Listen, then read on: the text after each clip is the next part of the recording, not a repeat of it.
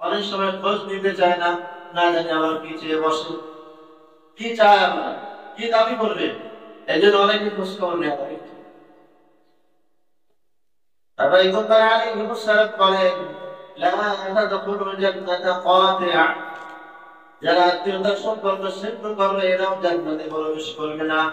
পয়গম্বর মুসা আলাইহিস সালামের জামানা, মুসা আলাইহিস সালামকে উম্মতরা জিজ্ঞাসা করলো, পয়গম্বর, আল্লাহ তাআলার নাম তো রহিম, মানে দয়া, মেহেরবান, অনুগ্রহ, এই দয়া মেহেরবান কাদের প্রতি বেশি নাযিল হয়?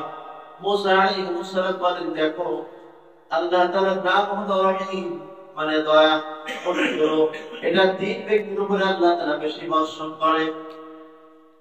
এক নাম্বার, আল্লাহ তাআলা যদি কোন বান্দার প্রতি, কোন এলাকার প্রতি, কোন সমাজের প্রতি আল্লাহ তাআলা যদি রাজি খুশি হন, সেখানে আল্লাহ তাআলা বৃষ্টি বর্ষণ করে দেন, সেখানে বৃষ্টি হয়, এজন্য বৃষ্টি হওয়ার রহমত। দ্বিতীয় নাম্বার, যদি আল্লাহ তাআলা কোন ব্যক্তির প্রতি, কোন মানুষের প্রতি আল্লাহ তাআলা খুশি আছে, অনুগ্রহ যদি হয়, তখন আল্লাহ তাআলা সেই ঘরের মধ্যে কন্যা সন্তান দেয়া যায়, কন্যা সন্তান। আমাদের সমাজে কন্যা সন্তান হলে তো বলতে চায় না, পরিচয় দেয় না, বলেও না যে আমার একটা মেয়ে সন্তান হয়েছে, এটা বলে না। মেয়ে সন্তান হওয়া বরকত, রহমান, এটা কখন হয়? যখন আল্লাহ তাআলা বান্দার প্রতি রাজি আর খুশি হন, আল্লাহ তাআলা তখন সেই ঘরের মধ্যে কন্যা সন্তান দিয়ে বরকত দেয়া শুরু করেন। তিন নাম্বার, পয়গম্বর মুসা আলাইহিস সালাম বলেন, আল্লাহ তাআলা যখন কোন বান্দার প্রতি রাজি আর খুশি হয়, রহমত দিতে চায়, বরকত দিতে চায়, তখন সেই ঘরের মধ্যে আল্লাহ তাআলা মেহমান পাঠিয়ে দেয়। তাহলে মেহমান আসাও বরকত। আমরা অনেক সময় মেহমান আসলে কিন্তু দরজা খুলি না, অনেক জায়গা আছে মেহমান কষ্ট করে ফোন দেয়, ফোন বন্ধ রাখে, না জানি গ্রাম থেকে আসতেছে, কোথা থেকে কে আসতেছে, কোন পোশাকে আসতেছে, এগুলো আমাদের এখানে, আমরা ঢাকা থেকে বা মেহেরপুর শহরে এগুলো হয়। গ্রাম থেকে অনেক সময় মানুষ আসে ভালো চিকিৎসা পাওয়ার জন্য, শহরমুখী হয়, আসতে চায়, যখনই সময় আসবে ফোন বন্ধ রাখবে, অথবা গেট লক করতে চায় না, এটা সম্পর্ক নষ্ট হয়। পয়গম্বর আলাইহিস সালাম বলে, লা তাদখুলুল জান্নাতা কাতিআ, যারা আত্মীয়তার সম্পর্ক ছিন্ন করে না জান্নাতে প্রবেশ করবে না। এই যে আত্মীয়তা যত দূর হোক আর নিকট হোক, আত্মীয়তা নষ্ট করা যাবে না। কয়দিন থাকবে আমার বাসায়? সর্বোচ্চ 3 দিন। যখন মেহমান থাকতে চায় না, এক বেলা থেকে 2 বেলা খেলেই চলে যায়। পয়গম্বর সালাম বলেন, যে ঘরের মধ্যে মেহমান আসে, ওই ঘরের মধ্যে আল্লাহ তাআলা বরকত পাঠিয়ে দেন। মেহমানের প্রতি যদি আপনার 1000 টাকা খরচ হয়, অথবা 2000 টাকা আপনার খরচ হলো, পয়গম্বর আলাইহিস সালাম বলে, ওই খরচটা তোমার দানের মধ্যে চলে যাবে। দান করলে যেরকম সওয়াব হতো, সদকা করলে যেরকম সওয়াব হতো, আল্লাহ তাআলা সর্বোপরি সওয়াব আল্লাহ তাআলা দিবেন। সাথে সাথে অর্থের মধ্যে, মায়ের মধ্যে আল্লাহ তাআলা বরকত দিয়ে দেবেন। এই জন্য আত্মীয়তার সম্পর্ক ছিন্ন করা যাবে না। এটা নষ্ট হয় সম্পদের কারণে, অর্থের কারণে আত্মীয়তার সম্পর্ক ছিন্ন হয়ে যায়। ছেলের বাবার সঙ্গে সম্পর্ক নাই, মায়ের সাথে সম্পর্ক নাই, দাদার সাথে নাই, ফুফুর সাথে নাই, খালার সাথে, খালুর সাথে, অনেক কারণে এই সম্পর্ক ছিন্ন হয়ে যায়। ছিন্ন করা যাবে না। কেউ ছিন্ন করতে চাইলেও আমি করবো। আমার ভাই চাচ্ছেন আমার সাথে সম্পর্ক রাখতে, বাকি আমি নিজের থেকে মন করে আমি ওর সাথে সম্পর্ক রাখবো, খোঁজ খবর নিব, যোগাযোগ করবো, কেমন আছে, কিছুই রাখতে পারি, অন্তত মুখের ভাষাটা তাকে ভালো লাগে। বলেন, 7 প্রকার মানুষ জান্নাতে প্রবেশ করবে না। তার মধ্যে 3 নাম্বার হলো যারা প্রতিবেশীর কষ্ট দেয়। প্রতিবেশী যারা কষ্ট দেয় এরাও জান্নাতে যাবে না। প্রতিবেশী কারা? পয়গম্বর আলাইহিস সালাম বলেন, আমার বাড়ি এখানে, আমার এখান থেকে 40 বার পর্যন্ত আমার প্রতিবেশী। ডান দিকে আমার 40 ভাগ, বাম দিকে 40 ভাগ, সামনে 40 ভাগ, পিছনে 40 ভাগ। তার মানে আমি যে এলাকায় বসবাস করি, এলাকার ধরে হলো আমার প্রতিবেশী, কাউকে কষ্ট দেওয়া যাবে না। এখন এমন আছে আমাদের সমাজের মধ্যে একই বিল্ডিং এ বসবাস করে, উপরের তলা অভিযোগ দেয় নিচতলার উপরে, মানে অশান্তি। প্রতিবেশীর কষ্ট কেউ দিব না। আমি যদি আমার আর এক ভাইকে আমার পাশে যে বসবাস করতেছে তার কষ্ট না দেয়, সেও কাউকে দিবে না। তার সাথে ভালো সম্পর্ক যদি আমার হয়, তো তার সঙ্গে আমার বন্ধুত্ব হয়ে গেল। কোথা থেকে আসছে, কোন এলাকা থেকে সে আমার পাশে বসবাস করতেছে, আরে সে আমার তো প্রতিবেশী, আমি তাকে কষ্ট দিব না। তার সঙ্গে দেখা হলে আমি কথা বলবো, সালাম করবো, কেমন আছেন খোঁজ খবর নিব, এটাই হলো মানুষ। এই জন্য পয়গম্বর আলাইহিস সালাম বলেন, 3 নাম্বার যারা প্রতিবেশীদের সঙ্গে কষ্ট দিবে না, প্রতিবেশীর কষ্ট দিলে সম্পর্ক ছিন্ন হয়। যারা প্রতিবেশীর কষ্ট দিবে তারা জান্নাতে যাবে না। অনেক সময় দেখা যায় আমার প্রতিবেশী আছে, ধরেন বস্তি এলাকার মানুষ, বস্তি অর্থাৎ কিছু ঘরে বসবাস করে, 3 ছেলে বসবাস করে, আমি 5 স্থানে বসবাস করতেছি। আমার আপনার কেমন ময়লা কিছু টাকা দিতে হবে, এই টাকা দিয়ে ময়লা প্যাকেটিং করে উপর থেকে আমি বস্তির মধ্যে ফেলাই দিলাম। এটা কিন্তু আমাদের সমাজের কথা হয়, অনেক খবর আসে, ঝগড়া হয়, অনেক খারাপ ভাষায় মানুষ গালিগালাজ করে। তাহলে 3 নাম্বার বদ স্বভাব, খারাপ স্বভাব হলো প্রতিবেশীকে কষ্ট দিলে জান্নাতে যাওয়া যাবে না। প্রতিবেশী কারা তা বললাম। পয়গম্বর আলাইহিস সালামকে প্রশ্ন করা হয়েছিল প্রতিবেশী কারা। পয়গম্বর আলাইহিস সালাম বলে, যেখানে তুমি বসবাস করো তোমার ডাইনে 40 ভাগ পর্যন্ত প্রতিবেশী, বামে 40 ভাগ পর্যন্ত প্রতিবেশী, সামনেও 40 ভাগ, নিচেও 40 ভাগ। তার মানে আমি যেখানে বসবাস করতেছি পুরো এলাকার ধরেই আমার সবাই প্রতিবেশী। আমি অসুস্থ হলে তারা আমাকে দেখবে, আমার কোনো বিপদ হলে আমার প্রতিবেশী চলে আসবে। এটাই না হলো সামাজিক সমাজতা, মানবতা। এটাই আমাদের সমাজে কিন্তু অনেক ব্যতিক্রম। এই জন্য করেছিলাম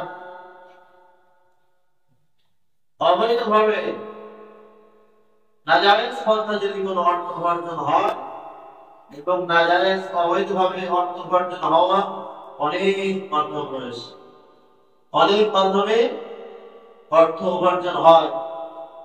এটা যদি আমাদের সমাজে না হয়, সুদে ঘুষে অবৈধভাবে অন্যের হক মেরে আমি খাচ্ছি, ভালো খাচ্ছি না, এই কারণে আমার দেহ গঠন হয়, আমার শরীর গঠন হয়। তাই তোমার বলেন তোমার দেহ শরীর জান্নাতে যাবে না। 2 নাম্বার, লা তাদখুলুল জান্নাতা কাতি', আত্মীয়তার সম্পর্ক ছিন্ন করা না। এটা যদি না হয়, হোক আমার আত্মীয় গরিব, আমার বোন গরিব, অসহায়, আমি তার খোঁজ খবর নেব। আমি কিছুই না দিতে পারি, বোন কেমন আছো, কেমন যাচ্ছে, এতটুকু খোঁজ খবর পেলে বোনদের আত্মা ধরে যায়, ভাই আমাকে ফোন করছে, ভাই আমার খোঁজ খবর রাখে। 3 নাম্বার, প্রতিবেশীর কষ্ট দেয়া যাবে। প্রতিবেশীর কষ্ট দিলে জান্নাত হারিয়ে যাবে, জান্নাতে যাওয়া যাবে না। তবে হ্যাঁ, যাবার সময় এর সাজা ভোগ করে যাবে। 4 নাম্বার, পয়গম্বর আলাইহিস সালাম বলেন, পিতামাতার অবদ্ধ সন্তান, وقضى ربك ألا تعبدوا إلا وبالوالدين إحسانا। পয়গম্বর আলাইহিস সালাম বলেন, জান্নাতে যাওয়ার জন্য সাধারণ প্রকার মানুষ জান্নাতে প্রবেশ করবে না, তাদের জন্য বাধা হয়ে দাঁড়াবে। তার জন্য 4 নাম্বার পদগুণ হলো পিতামাতার অবদ্ধ সন্তান। দুনিয়ার মধ্যে এখন বহু জায়গায় সন্তান পিতার খোঁজ খবর নেয় না, সন্তান পিতার পরিচয় দেয় না। অসুস্থ হলে মা অসুস্থ হলে সন্তান খোঁজ খবর নেয় না, টাকা চাইলে টাকা দেয় না। সন্তান শহরে বসবাস করে, সুন্দর বাসায় বসবাস করে, পিতামাতাকে আত্মীয় দিতে চায় না। এক কথায় সন্তান পিতামাতাকে খোঁজ খবর নেয় না, অবদ্ধ সন্তান। অথচ মা আমাকে কষ্ট করে লালন পালন করে বড় করেছে। ছোট্টবেলায় হাঁটতে পারতাম না, চলতে পারতাম না, বসার ক্ষমতা ছিল না, শরীরে উঠতে পারতাম না। পিতা মাতা আমাকে কষ্ট করে করে লালন পালন করে আমাকে বড় করেছেন। সেই পিতা মাতাকে আমি ভুলে যাই শহরে আসার কারণে, ভালোবাসা ইনকাম করার কারণে আমরা এরকম ভুলে যাই। জান্নাতে যাওয়া যাবে না। পয়গম্বর আলাইহিস সালাম পরে 4 নম্বর বদ অভ্যাস, বদ গুণ হলো পিতা মাতার অবৈধ সন্তান হলে হাজার সে হজ করেছে, জাকাত দিচ্ছে, ভালো ভালো কাজ করছে, পিতা মাতা নারাজ। সাত্তা রব্বি ফি সাত্তাল ওয়ালিদি, সাত্তা রব্বি ফি সাত্তাল ওয়ালিদি। পয়গম্বর আলাইহিস সালাম বলেন পিতা মাতার সন্তুষ্টির কারণে আল্লাহ তাআলা সন্তুষ্ট হয়, পিতা মাতা অসন্তুষ্ট হলে আল্লাহ তাআলা অসন্তুষ্ট হয়। এইজন্য পিতা মাতার অবৈধ সন্তান যারা হবে, পিতা মাতার বাধ্যবাধকতা হবে না, পিতা মাতা যদি যা আদেশ করে শরীয়ত সম্মত হয়, এটা পালন করা সন্তানের জন্য ওয়াজিব।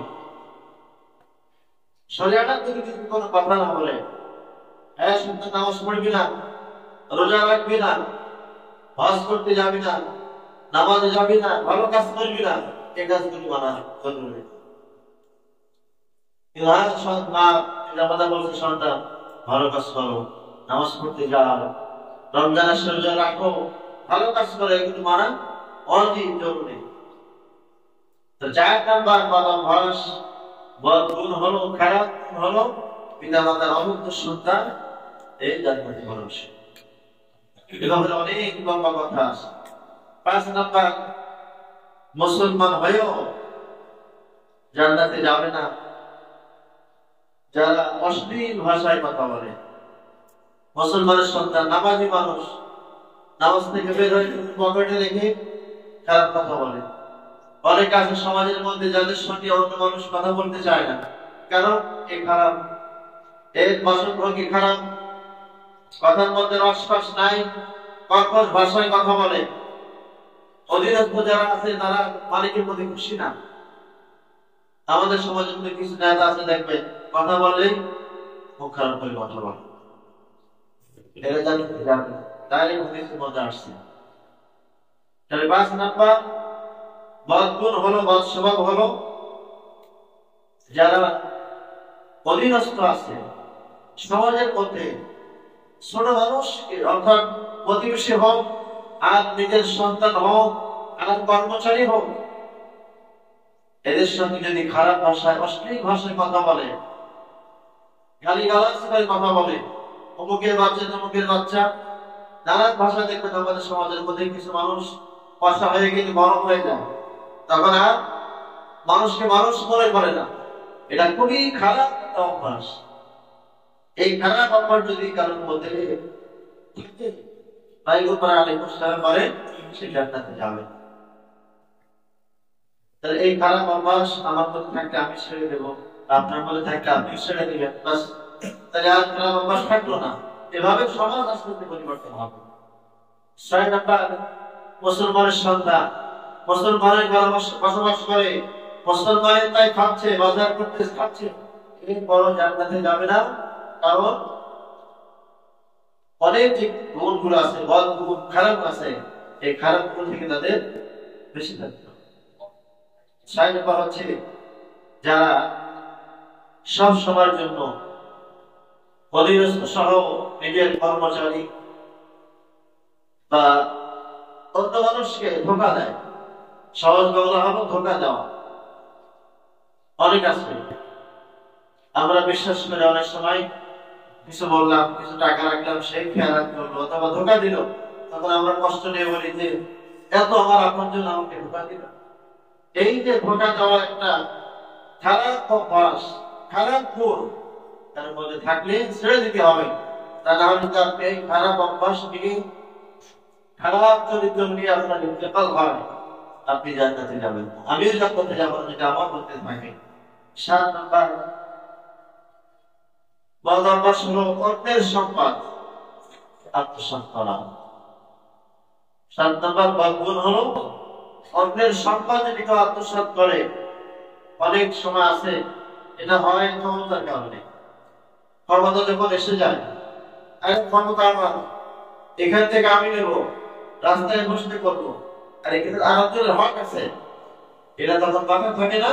ক্ষমতার কারণে অর্থ আমার আছে, আমার পাশে যে বসবাস করতেছে মানুষ, হ্যাঁ, দিন আনে দিন খায়, কয় মাসের মালিক, ওর থেকে আমি 5 লাখ দখল করে নেব। অথবা আমার যে সমাজ আমি বসবাস করতেছি, আমার প্রতিবেশী যে আছে, তাকে আমি চাপ প্রয়োগ করে সেখান থেকে উঠাই দিয়ে সম্পদ আমার কবজের মধ্যে কিনে না। এরকম মানুষ কিন্তু সমাজের মধ্যে আছে। তাই 7 নাম্বার অভ্যাস হলো অন্যের সম্পদ নিজের মধ্যে আত্মসাৎ করা। নিয়ম আরো সহজ হলো ভাই বোনের সম্পদ সঠিকভাবে বন্টন না করা, বাপ ছেলের সম্পদ না দেওয়া, ছেলে তার ছেলেকে না দেওয়া, ফুলের সম্পদ না দেওয়া, এগুলো হলো সব অন্যের সম্পদ আত্মসাৎ করা। 8 নাম্বার হচ্ছে অনেক সময় মানুষ উপকার করে খোটা দেয়। আরে তোর এত উপকার করলাম, উপকার করে খোটা দেওয়া এটা কঠিন অন্যায়। পয়গম্বর আলাইহিস সালাম বলেন যে তোর উপকার করতে বললো কে? উপকার করে যদি খোটা দেওয়া হয়, এই উপকার না করাই ভালো। এজন্য 8 নাম্বার হচ্ছে বদ অভ্যাস, বদগুণ হলো উপকার করে খোটা দেওয়া, এটা খুবই অন্যায়। পয়গম্বর আলাইহিস সালাম কঠোর নিষেধ করেছে, কারো সঙ্গে উপকার করলে ভুলে যাওয়া। আমি ভুলে গেলাম, কারণ উপকার কখন করেছি জানি না, কিন্তু আল্লাহ তাআলা সব আমার পাই সব লিখে রাখছে। আল্লাহ তাআলা আমাকে হাসরের মাঠে করবেন, দাও আমার নামে নিয়ে দাও, তোমাকে উপকার করছিলে, তোমার উপকারের কারণে একটা পরিবার সমাজ গঠন হয়ে গেছে, একটা পরিবার ভালোভাবে সুন্দরভাবে দুনিয়ায় বসবাস করে চলাফেরা করেছে, যাক এর বদলা আমি তোমাকে আজকে দিয়ে দিলাম না। এই জন্য উপকার যারা করতে পারি ওটা দেবো না, আর না করতে পারলে ক্ষতি করবো না, এটা হলো সহজ। আমরা অনেক সময় বলি ভাই উপকার করে, এই সুযোগে অনেক সময় কিন্তু এই সুযোগটা হাতে নিয়ে তাকে বাস দিয়ে দেয়, সমাজের মধ্যে বলে কি বাস দিয়ে দিয়েছে। এই জন্য 8 নাম্বার বদগুণ হলো উপকার করে খোটা দেওয়া, এটা করা যাবে না। এই বদগুণ বদ অভ্যাস যদি আমার মধ্যে আপনার মধ্যে থাকে ছেড়ে দিতে হবে। 9 নাম্বার চক্রান্ত, এখন তো সমাজের মধ্যে অহরহ চলতেছে, এই কথা ওর সঙ্গে লাগানো, এরপর এটা ওর সঙ্গে লাগাই, ওর মধ্যে দ্বন্দ্ব বাঁধিয়ে নিজে চলে যায়, এটা হলো বড় চক্রান্ত, একজনের আরেকজনকে বলা। এই বদ অভ্যাস দিয়ে যদি কেউ মারা যায়, পয়গম্বর আলাইহিস সালাম বলে সে জান্নাতে যাবে না। তাহলে এই অভ্যাস থাকতে হবে, এই খারাপ অভ্যাসগুলো আমাকে আপনাকে ছেড়ে দিতে হবে। 9টা বলা হলো, 17টা পর্যন্ত আসে যে খারাপ অভ্যাস যদি আমার মধ্যে আপনার মধ্যে থাকে আমি আপনি জান্নাতে যাব না। এই জন্য পয়গম্বর আলাইহিস সালাম এক নম্বর কথা বললেন অবৈধভাবে যাতে উপার্জন হয়, এটা হলো খুবই, যদি হালাল পথে একটু চলে, হালাল পয়সা উপার্জন করে খায়, সে দেখবে সব খারাপ অভ্যাস থেকে বাঁচার চেষ্টা করবে। আমি তো হালাল ভাবে চলি, হালাল পয়সা খাই, হালাল উপার্জন আমার, আমি হালাল পথে কেন যাবো? আর যারা হালাল পয়সায় চলাফেরা করে, যাদের খাদ্য হালাল, তাদের সন্তানগুলো ভালো থাকে, তাদের পরিবারটাও ভালো থাকে। আর যারা অবৈধভাবে, যাদের আয়ের উৎস অধিকাংশই নাজায়েজ, তাদের মধ্যে অশান্তি অশান্তি। আর মুসা আলাইহিস সালামের কথা বললাম, তার উপর আল্লাহ তার প্রশ্ন করছিলেন যে আল্লাহ তাআলার রহম, আল্লাহ তাআলার দয়া মেহেরবানি কিভাবে আসে? তবে 3 ভাবে আসে। একটা হলো যখন আল্লাহ তাআলা যদি কোনো বান্দার প্রতি, কোন সমাজের প্রতি, কোন এলাকার প্রতি আল্লাহ তাআলা খুশি হয়, তখন আল্লাহ তাআলা বৃষ্টি দিয়ে দেন। 2 নাম্বার, কোন ব্যক্তির প্রতি আল্লাহ তাআলার দয়া অনুগ্রহ যদি আল্লাহ তাআলা চান, সেই ঘরের মধ্যে আল্লাহ তাআলা কন্যা সন্তান দিয়ে দেন। ইয়াহবুলি মা ইয়াশা ওয়া হাবুলি মা ইয়াশা যুকুর, আল্লাহ তাআলা ইচ্ছা, যাকে ইচ্ছা তাকে কন্যা সন্তান দেন, যাকে ইচ্ছা তাকে পুত্র সন্তান দেন। এই যে কন্যা সন্তান হলো বরকত। যেরকম কন্যা সন্তান আছে, সে ঘর থেকে কোনো খাদ্য ফেরাবে না, কোন ভাবে আসবে আল্লাহ তাআলা জানে। 3 নাম্বার, আল্লাহ তাআলা যদি কারোর প্রতি দয়া মেহেরবানি করতে চান তো মেহমান পাঠিয়ে দেন। মেহমান বরকত নিয়ে আসে। মেহমান আসলে খাবার ভালো হয়, খাদ্য ভালো হয়। কোথা থেকে আসে নিজেও কল্পনা করা যায় কিভাবে ব্যবস্থা হয়ে গেল, আইটেম হয়ে গেল। এই জন্য মেহমান আসলে বরকত নিয়ে আসে। মেহমান আসলে আমরা রাগ পাবো না। অনেক তো নাক শিখেন, কথা বলতে চায় না, আসার সময় পাবো না, অনেক কথা বলে। এগুলো না বলা, মেহমান আসছে বরকত নিয়ে আসছে, 3 দিন পর্যন্ত তারা সুস্থভাবে আরাম আয়েশ করে খাদ্য খাবার দিয়ে রাখবে সাথে। আল্লাহ তাআলা আমাদের তৌফিক দান করে। আল্লাহ যারা সুন্নাত পড়তে পারেন আমরা সুন্নাত পড়ে দিচ্ছি।